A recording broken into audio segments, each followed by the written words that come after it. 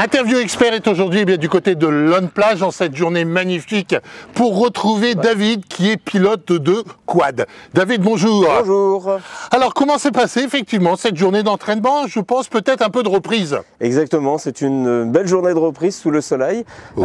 Après quelques mois d'arrêt pour reposer la machine mais aussi le monsieur. Et puis j'irai s'occuper aussi un petit peu de la vie de famille. D'accord, ok, cela veut dire effectivement David que vous ne vous entraînez pas tout au long de l'année? Effectivement, je ne suis pas pilote professionnel, je suis vraiment à l'amateur. Et je roule pour les courses du championnat. Donc là, on commence à se préparer pour être prêt pour Berck, pour la première manche du championnat de France des sables. Cela veut dire effectivement que votre inscription dès à présent est prise, puisque dès à présent, pour faire les courses du championnat, je dirais que les dates viennent de s'ouvrir. Oui, tout à fait.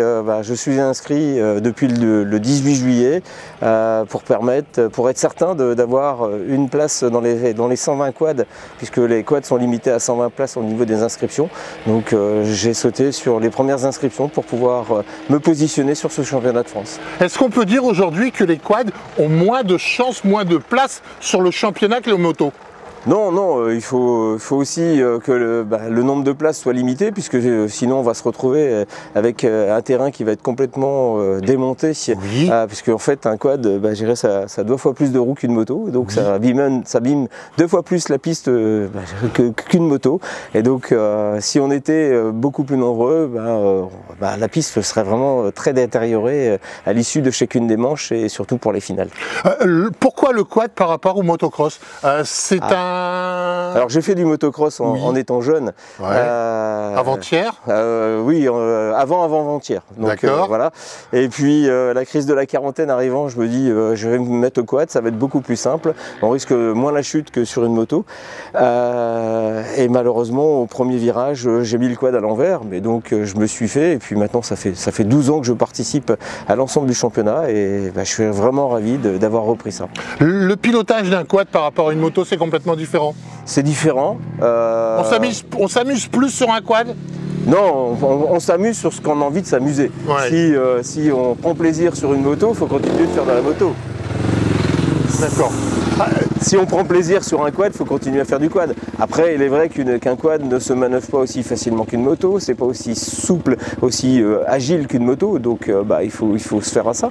Mais moi, je prends plaisir quand je fais quelques tours sur mon quad, et puis j'essaie de bien me positionner. David, par rapport à la moto, le quad est quand même relativement plus onéreux pour une compétition, et particulièrement pour une année complète. C'est vrai que le quad c'est un peu plus cher. Déjà c'est un peu plus cher sur une machine à l'achat qu'une moto. Oui. Et en plus lorsque vous achetez un quad d'origine, vous devez l'adapter, rajouter des choses qui font un petit peu monter le budget.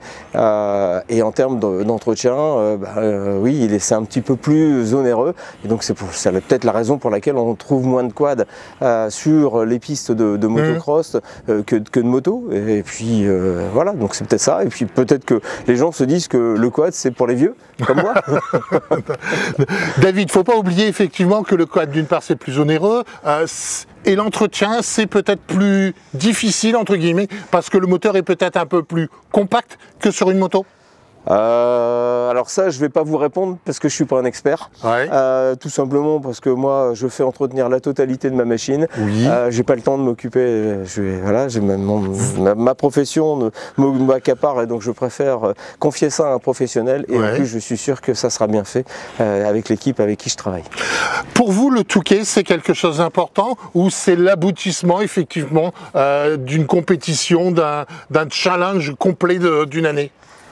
Alors le Touquet pour moi c'est la plus belle course tout terrain qui existe au monde. Voilà, Et pourquoi? Pourquoi? Parce que vous avez l'occasion de côtoyer en moto des milliers de pilotes avec des pilotes de différents niveaux, à la fois des très grands pilotes et professionnels, comme un amateur qui participe juste pour faire quelques tours, pour se faire plaisir. C'est ça, c'est une belle course parce que c'est quand même un terrain de jeu qui est quand même assez grand, 16 km de long pour cette piste. C'est vraiment, et puis c'est super bien préparé, donc forcément je dirais, ça donne vraiment envie de faire. Après c'est vrai que le Touquet c'est la finale du championnat de France, on essaye de participer à l'ensemble des compétitions pour toujours essayer d'être bien classé.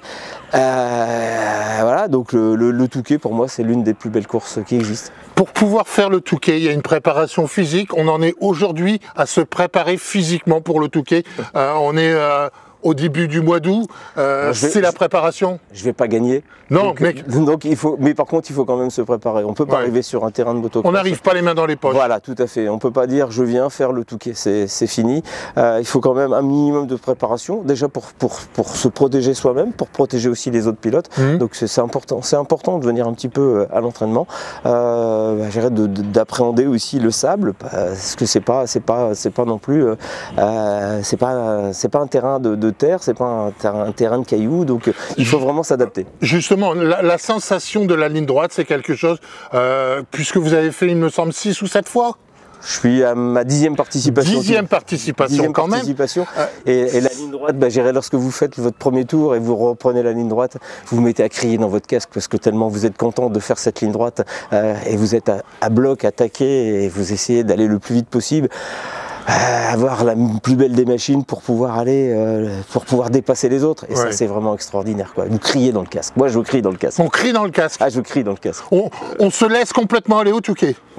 Ouais, on a envie effectivement, on sait effectivement que c'est une journée par an, on s'est préparé tout au long de l'année pour ce moment si particulier, et puis on voit effectivement des milliers de personnes qui sont là, ça vous donne effectivement, je l'ai fait l'année dernière pour mon premier Grand Touquet, ça vous donne envie d'aller au bout du monde. Vous avez tout résumé, effectivement, c'est ça. Parce que il y a le public, il y a aussi les amis qui sont aussi sur le bord de la piste, on les reconnaît. Ils agitent des drapeaux, ils agitent des trompettes. Enfin, voilà, ça c'est l'ambiance du Touquet, c'est l'ambiance extraordinaire. En plus, vous allez quand même on va quand même assez vite pour faire un tour.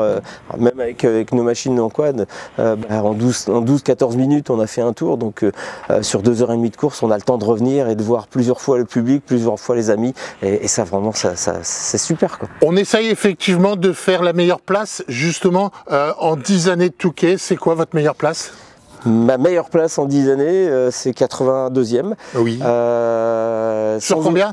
Sur, on était 450 ou 500 participants. Et puis, c'est toujours essayer de faire mieux. Bon, j'irai tous les ans, c'est un an de plus au niveau du compteur. Donc, voilà, il y a des petits jeunes qui arrivent, qui poussent. Il y a des très très bons pilotes. Et cette année, c'est vrai qu'il y a quelque chose qui est complètement différent. Vous allez rouler le dimanche. Ah. Ça vous plaît, ça vous déplaît, vous vous posez franchement les questions, pourquoi le dimanche? Le Touquet, c'était une finale. Oui. C'est passé. Allez-y, c'est bon. Le Touquet, c'est une finale. Le Touquet aussi, c'est une fête. Oui. Et pour nous, les quads, terminer le samedi soir, pour nous, c'était quand même l'apothéose. Et ça nous permettait d'aller faire un petit peu la fête, parce que c'était le moment de décompression. Donc voilà. Donc aujourd'hui, on a changé le planning. Il va falloir s'adapter.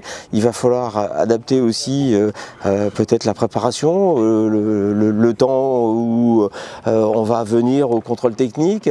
On va pas pouvoir regarder la course moto, parce que c'est quand même aussi un spectacle, cette course moto. Donc moi, j'aimais bien regarder cette course moto. Voilà. Donc il va falloir gérer et s'adapter par rapport à cette modification. Est-ce qu'on espère que c'est uniquement cette année où on pense effectivement... Moi, pilote de quad, j'espérerais bien que ça soit que cette année et que les organisateurs reviennent à un schéma traditionnel.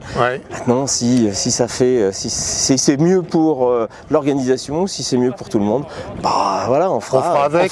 Voilà, c'est tout. Et le Touquet restera le Touquet, même si c'est le samedi ou le dimanche. Et puis, il ne faut pas non plus demander la lune. Le Touquet, je vous dis, c'est quelque chose d'extraordinaire. On sait qu'il y a des contraintes, on sait qu'il y a des gens qui ne veulent plus que le Touquet se fasse. Donc, si on veut que le Touquet perdure, il faut aussi aider les organisateurs.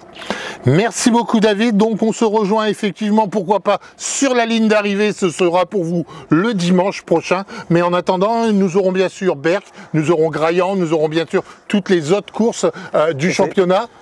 On se retrouve pourquoi pas dans une prochaine compétition. Super. Avec grand plaisir. Merci David, à bientôt. À bientôt.